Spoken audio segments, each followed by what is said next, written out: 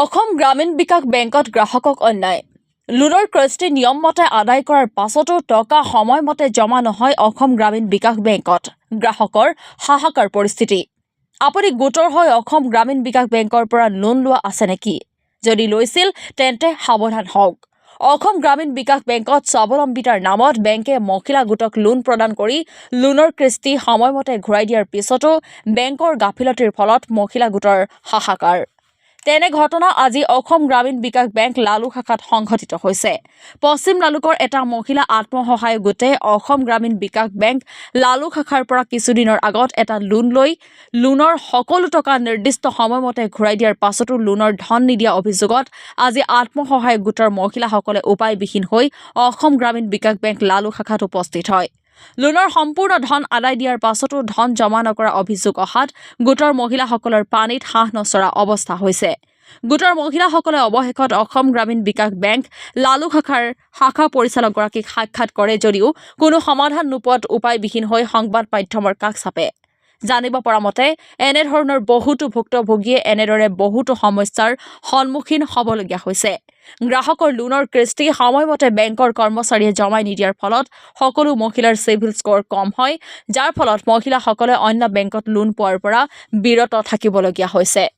news desk Ranganadi live বেংকৰ ফালৰ পৰা এটা সাংঘাতিক অন্যায় হৈছে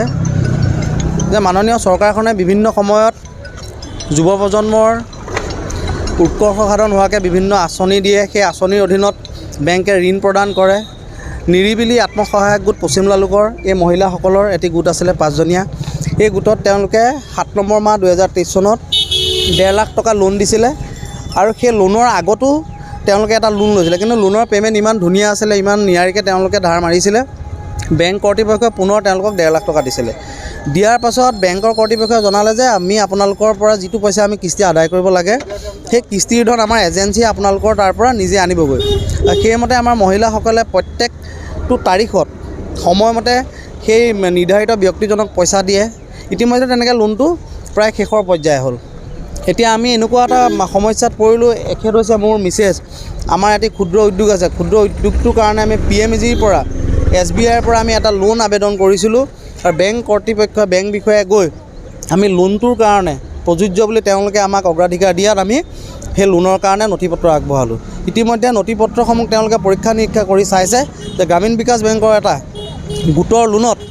পইচা আমি নিয়াৰিকৈ দিয়া নাই যাৰ কাৰণে তেওঁলোকে লোনটো নিদিয়ে আৰু সেই বিষয়ত আমি গ্ৰামীণ বিকাশ বেংকৰ কৰ্তৃপক্ষৰ লগত যেতিয়া আলোচনা কৰোঁ তেওঁলোকে কিন্তু কথাটো সহজভাৱে মানি নলয় কিন্তু আজি শেষৰ পৰ্যায়ত আমি যেতিয়া তেওঁলোকক খুব বেছিকৈ ধৰিলোঁ আমাৰ হাতত যিখিনি ৰেকৰ্ড আছিলে আমি সময়মতে পইচা ঘূৰাই দিয়া ৰেকৰ্ডখিনি যেতিয়া দেখুৱালোঁ বেংকৰ পৰিচালক বাইদেৱে কথাখিনি মানি ল'বলৈ বাধ্য হ'ল কিন্তু তথাপিতো তেওঁ কৈছে যে আগতে আপোনালোকে যেনেকৈ পইচা দিছিলে আপোনালোকৰ ৰেকৰ্ড মতে টাইমত দিছিলে আমাৰ ভুলৰ কাৰণে আমি টাইমত আপডেট কৰিব পৰা নাই কিন্তু আমি সেই বস্তুটো চিভিলৰ পৰা উঠাই দিব নোৱাৰোঁ এতিয়া আমাৰ কথা হ'ল এইটোৱে যে আমি তেওঁলোকক আবেদন জনাইছোঁ তেওঁলোকে আমি যিটো তাৰিখত পইচা দিছিলোঁ সেইটো তাৰিখত তেওঁলোকে পইচা পোৱাৰ ৰেকৰ্ড চিভিলত অনতিপলমে আপডেট কৰিব লাগিব যাতে আমি ভৱিষ্যতে কিবা এটা কাম কৰিবৰ কাৰণে বেংক কৰ্তৃপক্ষই আমাক বিবেচনা কৰিব পৰাকৈ তেওঁলোকে ব্যৱস্থা কৰিব লাগিব আপোনালোকৰ কিস্তিসমূহ কেনেধৰণে সংগ্ৰহ কৰে বেংক কৰ্তৃপক্ষই বেংক কৰ্তৃপক্ষই প্ৰত্যেক 15 দিনৰ মূৰত 3620 টকাকৈ সংগ্ৰহ কৰে ক'ৰ পৰা কৰে সভাপতি বাইদেউৰ ঘৰতে গোটেইকেইগৰাকী মহিলা আহে আৰু সেই মহিলাসকলৰ সাক্ষাতে তেওঁলোকে গ্ৰহণ কৰে সংগ্ৰহ কৰে পাপু বুলি কি নাম আছিলে পাপু বিশ্বাস বুলি বেংকৰ এজন সাধাৰণ কৰ্মচাৰী নিশ্চয় প্ৰত্যেকবাৰ পইচা আনোতে তেওঁ চহী কৰি আনে আচলতে ৰিচিপ্টটো লগে লগে তেওঁ নিদিয়ে আৰু কেতিয়াবা পিছতো নিদিয়ে কিন্তু তেওঁ চহী কৰি সম্পূৰ্ণ হিচাপ নিকাচ কৰি চহী কৰি তেওঁলোকৰ সাক্ষাতত আনে এতিয়া সকলো পইচা দিয়াৰ আপডেট আছে কিন্তু 15 দিনৰ মূৰে মূৰে দিব লাগে বেংকৰ নিয়মমতে আমি 15 দিনৰ মূৰে মূৰে দিছোঁ কিন্তু তেওঁলোকে বেংকত জমা কৰোঁতে কেতিয়াবা এমাহৰ পাছত কেতিয়াবা 20 দিনৰ পাছত এতিয়া আমাক লালুক ষ্টেট বেংকৰ শাখাই